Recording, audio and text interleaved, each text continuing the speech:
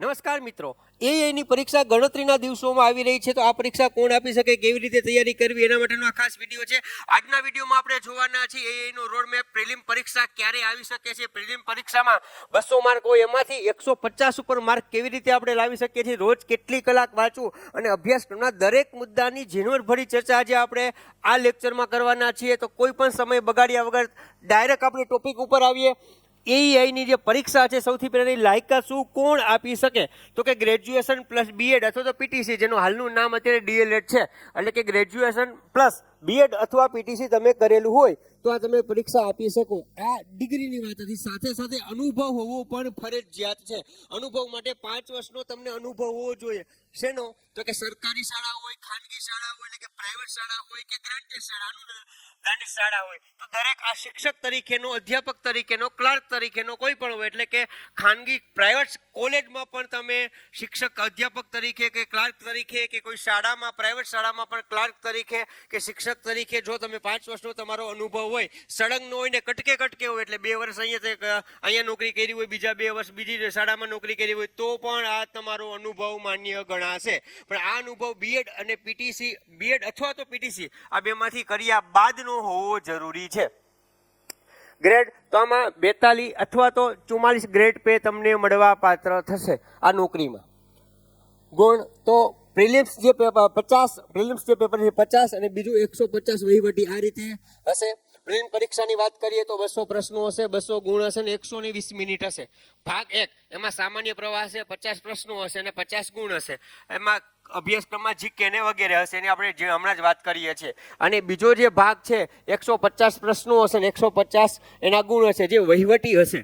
એમાં ક્યાં ક્યાં ટોપિક આવી શકે એની પણ વાત આપણે કરીશું. આ વાત હતી પ્રિલિમ પરીક્ષાની. પ્રિલિમ પરીક્ષા તમે પાસ કરો અને તમે મેરિટમાં આવો તો તમારે મુખ્ય પરીક્ષા આપવાની થાય. મુખ્ય પરીક્ષામાં 2 પેપર હશે. અહીં યાદ રાખજો, ભાગ 1 અને ભાગ 2 પેપર એક જ હતું, પણ અહીંયા પેપર 2 હશે, એક સવારે અને એક બપોર પછી, એવી રીતે પેપર હોઈ શકે. બંને પેપર 100 માર્કના હશે. પહેલું છે સામાન્ય અભ્યાસક્રમ, 100 ગુણનું હશે. વર્ણનાત્મક પ્રકાર, નિબંધલક્ષી પ્રશ્નો આમાં હશે. અને બીજું હશે વહીવટી હશે, એ પણ 100 માર્કનું, પણ એ કેવું હશે, એમસીક્યુ હશે. આમાં 1 કલાક હશે, આમાં 3 કલાક હશે. ઇન્ટરવ્યુ નથી, આમાં ઇન્ટરવ્યુ નથી. ઉંમર મર્યાદા તો જિલ્લા પંચાયતના સરકારી શાળાના જો શિક્ષક હશો તેમાં 58 વર્ષ, એટલે કે કોઈ વય મર્યાદા નથી. 58 વર્ષ એટલા માટે કારણ કે 58 વર્ષ સામે તમે નિવૃત્ત થાવ. બિન અનામત પુરુષ માટે ખાનગી અનુદાન કે કોર્પોરેશન શાળામાં હોય તો એના માટે 42 વર્ષ છે. બિન અનામત મહિલા ખાનગી કે કોર્પોરેશન શાળામાં હોય તો 42 + 5. અનામત પુરુષ હોય, ખાનગી શાળા, અનુદાનિત કે કોર્પોરેશન શાળામાં નોકરી કરતા હોય તો એને પણ 42 + 5. અને અનામત મહિલા હોય, ખાનગી, અનુદાનિત કે કોર્પોરેશન શાળામાં શિક્ષક તરીકે હોય તો 42 + 5 + 5. તો આ રીતે ઉંમર મર્યાદા રહેશે. પણ સરકારી શાળાના શિક્ષક હશે તેને કોઈ ઉંમર મર્યાદા નથી. આ કોર્પોરેશનમાં હોય તો એને પાછી ઉંમર મર્યાદા છે. હવે પ્રિલિમ્સનું જે માળખું છે એની વાત કરીએ. આપણે વાત કરી કે ભાગ 1 અને ભાગ 2 હશે. તો ભાગ 1માં સામાન્ય જે અભ્યાસક્રમ જે છે એમાં 50 પ્રશ્નો છે અને 50 ગુણ છે. તો એમાં ગુજરાતની ભૂગોળ, ગુજરાતનો ઇતિહાસ, મૂળભૂત અધિકારો અને ફરજો, રાજ્ય નીતિના નિર્દેશક સિદ્ધાંતો, નીતિ આયોગ, સામાન્ય માનસિક ક્ષમતા પરીક્ષણ એટલે કે રીઝનિંગ, સામાન્ય વિજ્ઞાન, પર્યાવરણ, માહિતી સંચાર ટેકનોલોજી, આઈસીટી અને વર્તમાન બાબતો. તો 8 ટોપિક છે. 8માંથી 50 પ્રશ્નો પૂછી શકાય છે. તો આમાં સામાન્ય રીતે આપણે જોઈએ તો બધામાંથી થોડુંક પૂછી શકાય એમ. 8 × 6 = 48. સામાન્ય 6 પ્રશ્નો પૂછાય. આમાંથી 6 પ્રશ્નો પૂછાય, આમાંથી 6 પૂછાય, આમાંથી 6 પૂછાય, આમાંથી 6, આમાંથી 6, આમાંથી 6, આમાંથી 6, અને આમાં 8 પ્રશ્નો પૂછાય. 8 × 6 = 48 ને 2 વર્તમાન પ્રવાહ બાબતો છે તો એમાંથી કદાચ 2 માર્ક વધારે. સામાન્ય રીતે આવી રીતે પૂછી શકાય એવું જરૂર નથી, આવી રીતે જ પૂછાય. કારણ કે જો આ નાનકડો ટોપિક થઈ જાય, આ નાનકડો ટોપિક થઈ જાય, આ નાનકડો ટોપિક થઈ જાય, આ થોડોક મોટો થાય, અહીંયા પણ એવું બની શકે કે 8 પ્રશ્નો અથવા તો 10 પ્રશ્નો પૂછી શકે તો બાકીનામાંથી ઘટાડી શકે. અહીંયા પણ 6 થઈ જાય એવું પણ બને.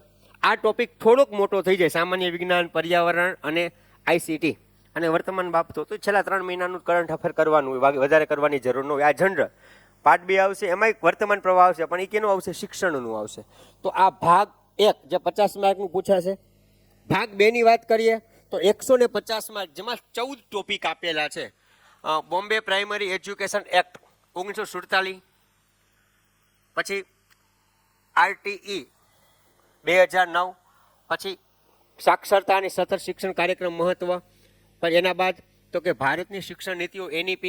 તો આ એવો ટોપિક છે કે આમાંથી વધારે પ્રશ્નો પૂછી શકાય. આમ જોન તો બધામાંથી 10 પૂછાય, આમાંથી પણ 10 પૂછી શકે, આમાંથી પણ 10 પૂછી શકે, આમાંથી પણ 10 પૂછી શકે, પણ આમાં એને 12 કે 13 કે 14 પૂછવા હોય તો પૂછી શકે. આ સિવાય આ બે એવા ટોપિક છે. શૈક્ષણિક સંસ્થાઓ, તો આમાંથી 12 માર્કનું પૂછી શકે, 12-13નું. અને આ જે વિવિધ યોજના છે આમાંથી તો 15 કે 16 માર્કનું પૂછી શકે. આપણે આને 16 ગણીએ તો થઈ જાય. બાકી આમાંથી 10 માર્કનું પૂછી શકે, આમાંથી 10 માર્કનું પૂછી શકે, આમાંથી 10 માર્કનું પૂછી શકે, આમાંથી 10 માર્કનું પૂછી શકે, આમાંથી 10 માર્કનું પૂછી શકે, વર્તમાન પ્રવાહમાંથી. પણ જો ઓલું વર્તમાન પ્રવાહ જનરલ હતું, આ શિક્ષણ સંબંધી છે. પછી RTIમાંથી 10 માર્કનું પૂછી શકે, અને મનોવિજ્ઞાન છે એમાંથી 10 માર્કનું પૂછી શકે. 14 140, પણ અહીંયા 2 અને અહીંયા 6 બીજા વધારી દીધા છે. તો આ રીતે તમને પરીક્ષામાં પૂછી શકે છે. ફરીથી આપણે જોઈએ તો મુંબઈ પ્રાઇમરી એક્ટ 1947, ત્યારબાદ RTE 2009માંથી, સાક્ષરતામાંથી, ત્યારબાદ NEP એટલે નવી શિક્ષણ નીતિ, ત્યારબાદ તો કે શૈક્ષણિક સંસ્થાઓમાંથી પ્રશ્નો હશે, પછી વિવિધ સરકારની યોજના જે શિક્ષણને લગતી છે એમાંથી પ્રશ્નો હશે, ટ્રિબ્યુનલમાંથી પ્રશ્નો હશે, રજાના નિયમોમાંથી પ્રશ્ન હશે, પેન્શનના નિયમો, એના પછી પેન્શનનું યોજના જે મુખ્ય છે સામાન્ય ભવિષ્ય નિધિ અને એ હશે. ત્યારબાદ બંધારણીય જોગવાઈ જે શિક્ષણ સંબંધિત છે એ પ્રશ્નો હશે. શિક્ષણ વર્તમાન પ્રવાહ પણ શિક્ષણ સંબંધી વર્તમાન પ્રવાહ હશે. RTI 2005 અને મનોવિજ્ઞાન. આટલા ટોપિક જે 14 ટોપિક છે એમાંથી તમને પ્રશ્ન પૂછી શકાય.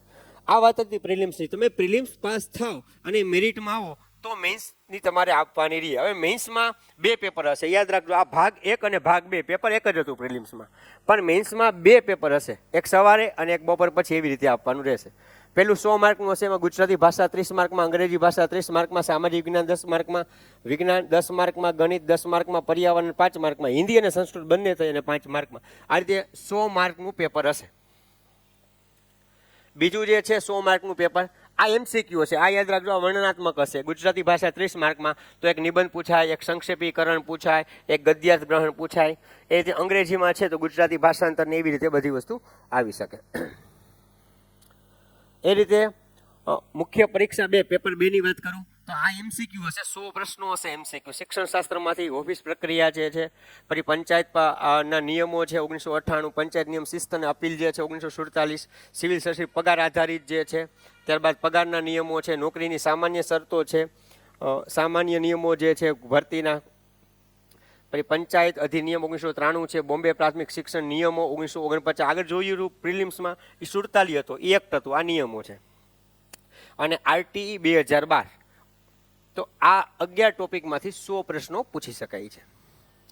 હવે આના માટે જે આપણે તૈયારી કરવાની છે પ્રિલિમ માટે, પેપર જે 1 છે, તો પેપર 1 એના રેકોર્ડેડ જે લેક્ચર જે છે અને એનું મટીરિયલ બંને આપણે 8,000 છે, એમાં હાલમાં ડિસ્કાઉન્ટ રાખેલ છે. માત્ર 5,000 રૂપિયામાં કોર્સ આખો મળશે. એમાં રેકોર્ડેડ લેક્ચર પ્રિલિમ્સના હશે, અને એમાં આપણે રોડમેપ પ્રમાણે આપણે દર અઠવાડિયે એક લાઈવ લેક્ચર રાખશું. આગળ એની આપણે વાત કરશું. કોઈને માત્ર મટીરિયલ લેવું છે તો માત્ર મટીરિયલના 3,000 રૂપિયા છે. અહીંયા નંબર આપેલો છે 9277700088 ઉપર કોલ કરી અથવા તો મેસેજ કરીને તમે માહિતી મેળવી શકો છો.